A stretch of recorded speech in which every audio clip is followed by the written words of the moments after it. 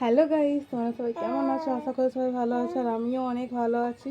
আর চলো তোমাদেরকে আজকে আমাদের দিওয়ালি ঘর, যেহেতু আজ কালী পূজা, কালকে আছে, আজকে নয়, আজকে ধনতেরাস, কালকে কালী পূজা আছে, আমাদের দেওয়ালি ঘর দেখাবো। চলো চলো এবার যাই দেওয়ালি ঘর তোমাদেরকে দেখাই।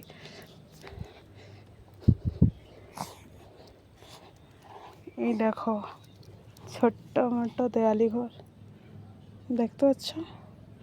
এটা আমার যেহেতু ননদ বানিয়েছে, আমি বানাইনি। আমিও বানাবো বলছিলি, কিন্তু এখন বানাইনি কেন জানো? হ্যাঁ, বেটা ছোটো আছে, তারপর বেটাকে ঠান্ডা লাগবে, তার জন্য বানাইনি। সেই মাটি তো ঘাঁটতে হবে না, আর যেহেতু বেটাকে ঠান্ডা লাগছে, আর আমাকেও ঠান্ডা অনেকই লাগছে, তার জন্য মা বলছে এখন বানানি, আগের বছর দেখা যাবে বানাবো কি নেই, তোরা তো দেখতে পারবেই আগের বছর যদি দেওয়ালি ঘর বানাই। আর তার জন্য এবছর বানাইনি, এবছর শুধু পূজা করবো ঘরে, আর একটা রঙ্গোলি বানাবো, সেটা তোমাদেরকে দেখাবো। ভিডিওটা কেমন হয়েছে কমেন্টে জানাবে। টাটা, বাই বাই, আবার দেখা হবে নেক্সট ভিডিওতে। টাটা।